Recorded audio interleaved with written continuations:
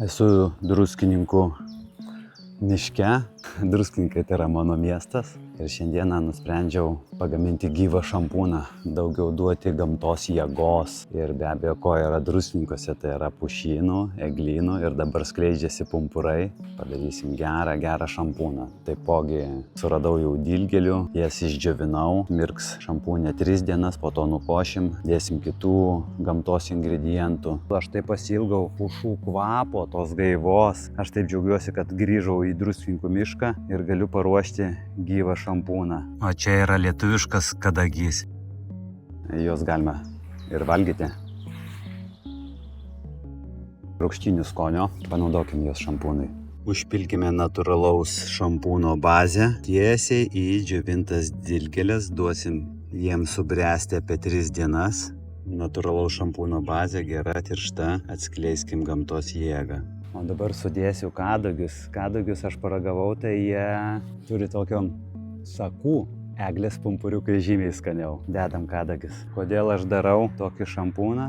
Mane tai labai įkvėpė, žinokit, įdomu atvažiuoti, susiliesti su gamta. Pats tas išvažiavimas, jis yra labai malonus. Važiuoji, žiūri tą į gamtą. Dabar maišau tą šampūno masę, tokia gaunasi tiršta, gera. Labai laukiu, kas čia bus, kas čia gausis. Galbūt mes kažką Lietuvoje ir pametę ir praradę dėl senolių išminties, bet jie visiškai galima surasti, visiškai galima atgaivinti, tiesiog pačiam pabūti miške, pajausti save ir gamta tikrai tave nukreips, kur tau reikia būti. Kadagių pumpurai turi labai gilų laukinį ir švarų miško aromatą. Jų kvapas primena natūralią gamtą, gryną orą ir miško ramybę. Kosmetikoje kadagiai vertinami dėl gaivumo pojūčio.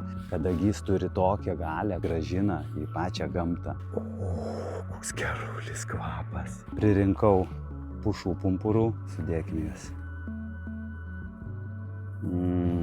Šampūnas jau kelias dienas bręsta, įgauna ryškesnę spalvą.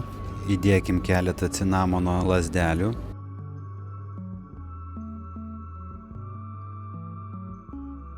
Įgavo tokį žalsvą atspalvį.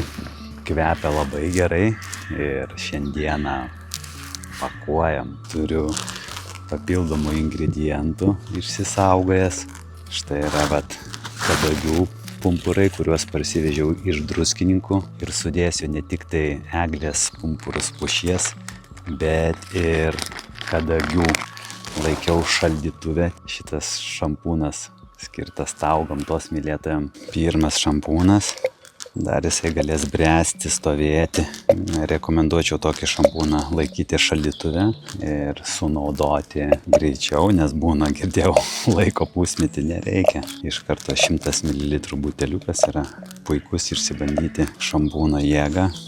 Taipogi šio šampūno bazė yra Enzo Organic, turi krūvą gerųjų ingredientų, tiesiog papildyta gamtos jėga. Štai jisai žalias toksai, tai ta žaluma yra daugiau nuo tų dilgėlių, nes aš dilgėlės iš tiesų jas užpyliau šiltų vandeniu, palaikiau per naktį, kad išleistų savo drėgmę, po to gerokai išdžiovinau, po to vėl įdėjau į šampūną. Po savaitės aš pastebėjau, jisai pradėjo taip pat būtent žalsvą davė, tai dilgėlės tikrai yra stiprus reikalas. Miškas toks neatrastas miškas, sakyčiau. Tai kodėl būtent aš darau tokį gyvą šampūną? Aš labai kreipiu dėmesį į gamtą, natūralumą, į gyvenimą ir taipogi nors vienas lašas, jeigu padės tau irgi atkreipti daugiau dėmesį į gamtą, kas yra iš tiesų gerai, natūralu, tai jau bus daug. Grįžkim į gamtą, nes tas, kas susiliečia su gamta, jisai tiesiog visiškai kitoks žmogus.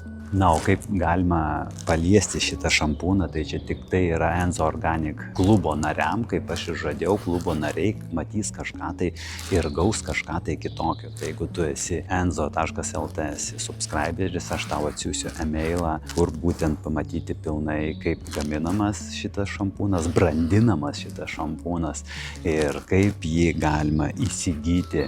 Tai yra tikrai limituota partija, maža partija, tai yra būtent tiem, kas mūsų yra klubo nariai. Dėkoju jums. Taip kad aš dalinuosi savo įkvėpimais nuo mūsų jums. Dėkoju jums labai, klubo nariai. Jeigu jums tai patiko, tai be abejo aš sukursiu ir galbūt rudens šampūną. Manau, kad šis šampūnas tikrai stiprina ir plaukų šaknis, nes tai labai svarbu, kokia trąša dedama ant plaukų šaknų, ką mes dedam, ką mes vartojam.